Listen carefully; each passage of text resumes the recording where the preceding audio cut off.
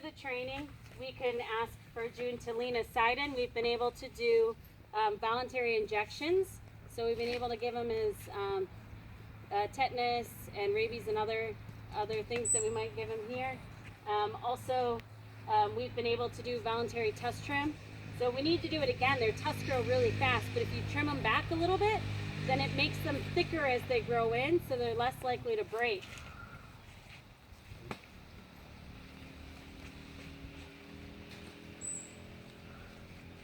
So he's asked him to back up, so Louis means back up. And these are all behaviors that are important to do so that we can assess his body and his health. We, Fu and Ning, did the first positive reinforcement trained blood draw here in Vietnam and successfully drew blood, and I've got a video of it that you can see how calm June is through the whole thing. So you can see he's really relaxed and calm and has a very strong relationship with Fu. So Chen means foot. So this behavior allows us to check his foot, but he also has a foot soak behavior. So in order to help treat it, we've put Epsom salts and other things in to draw out some of the infection in there. And that allows us to treat it. And you can see he can bear weight on that leg, but again, it's not, he doesn't bear a lot of weight, and he is still healing from that, that broken leg. So this behavior allows you to open up and look in his mouth, and then also feed, and we're able to do oral medication that way. So we can stick food straight into June's mouth and he'll eat it. So he's getting some supplements one time a day. So they'll go ahead and feed him that. You can see the injury to his trunk as well, but that he has no problem picking up the produce on the ground. He's more than able to handle that. Erin, could you remind us how old he is? Is he 6 now? 7? Well, he's getting so big. Yeah, it's 7 because he was 4. We think he was about 4.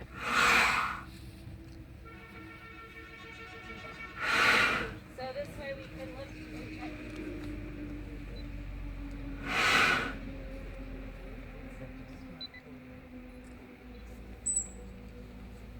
His rear feet look really good. Because the team has some foot care tools, they can take care of his feet. And it's basically just little elephant pedicures, so they can keep the nails filed down so that he's not stepping on the nails, which creates cracks. You'll notice he has very healthy feet, and that's because of the trimming that they'll do. They do very little on the pad because you don't need to. He walks around quite a bit. So what he's doing now is scratching, and that's a good relationship builder. It's also a secondary reinforcer, so it's something that's become reinforcing over time. So now June really likes that, but occasionally we'll back that up with primary reinforcement. So primary reinforcement is anything the animal needs to survive. And so food, water, social, a lot of those things are considered a primary reinforcer, and then a secondary reinforcer is something that they've learned to enjoy, like scratching, ice cubes, toys, that sort of thing. If you look, you'll see some hanging tires and some other things in there that they've got in here, and all of those are items that they've put in to be able to give them enrichment. So mental and physical stimulation. June will push on them, he'll scratch on them. They will put up other enrichment to give him a chance to, yeah.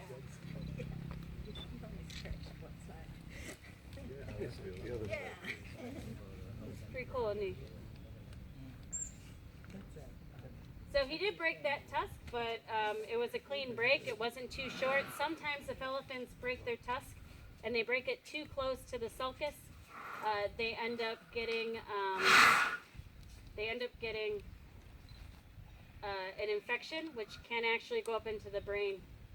He's getting too big, but that's how we're able to hold the ear out and then be able to draw blood from the back of the ear. The elephants have very thin skin behind their ear, which is a very easy place to draw blood, but you have to be careful because you don't want to damage the veins on the back of the ear.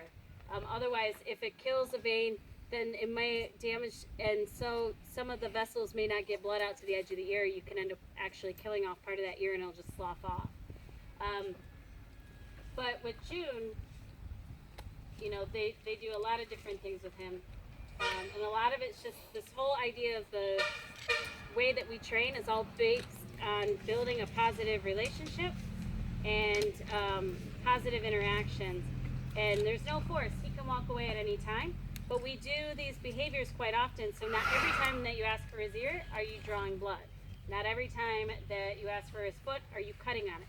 So the more you're able to change how you're asking for these behaviors and how frequently you are, then it creates a larger reinforcement. So if you have to do something negative, it's okay because it's a very small portion of their interaction and their time together. Is that trunk healed? So it will always be that way? Correct. Or still healing?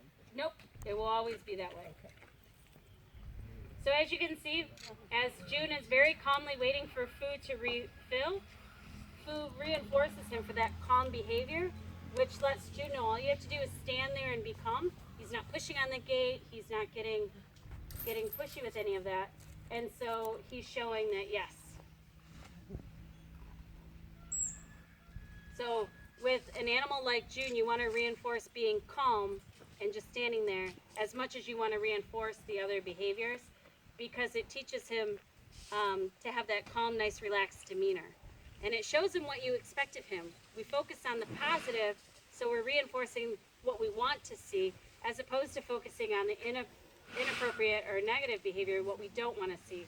So because we do that, he's more focused on doing the right thing, but he's okay with a little bit of failure. And you can see Fu can kind of play with him, play with his eyelashes, whatnot, because June trusts him. And then Fu's able to do these things. So if we ever have to do eye drops, he's been messed with around the eyes. He's been messed with around the tail. So he's far more likely to allow us to do things like that, as opposed to just all of a sudden doing it when you need it. So by messing around the eyes and all that, he desenses June to being touched wherever. So you can see this is a very positive way to interact. Now, in a lot of the tourist camps, if they want to do something, the elephant will shy away. They'll use the hook and they'll pull them in, or they'll use a stern voice and they'll yell at them. You notice how quiet Fu is. That's because you don't need to talk a lot to communicate. Elephants just are better at reading body language, so you can stay nice and calm, and then they stay calm and they watch you and they're paying attention to you. So you don't have to fill in the space with a lot of words.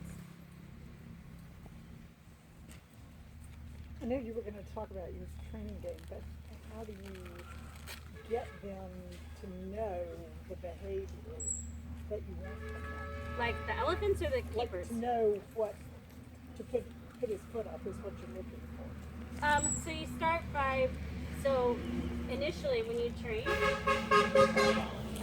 you would start with this target pull, Yeah. and you would start by touching the foot, bridging and reinforcing, just touching it. And then you raise it a little bit, and any movement he makes towards that target pull, you bridge and reinforce that. So you're basically taking a large behavior and you chop it into very small pieces and you train it piece by piece. So how I trained Fu was I would show him and then he would do. So that way he could learn what it felt like to ask for it. So he's trained to follow the target pull with any body part. So the target is just an extension of your arm or your hand. So the idea is that you're not putting your arm in their space, you're keeping it safe. Because again, if he moves his head quickly, your arm is as good as broken. So it's something that in protected contact, this training style, it doesn't mean that you're safe. You still have to be very much in tune to what the animal's doing, but it does allow you to care for the animal where you can walk away and they can walk away.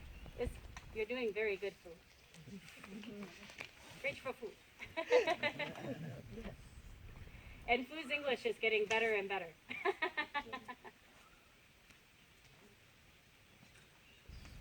So you can see how relaxing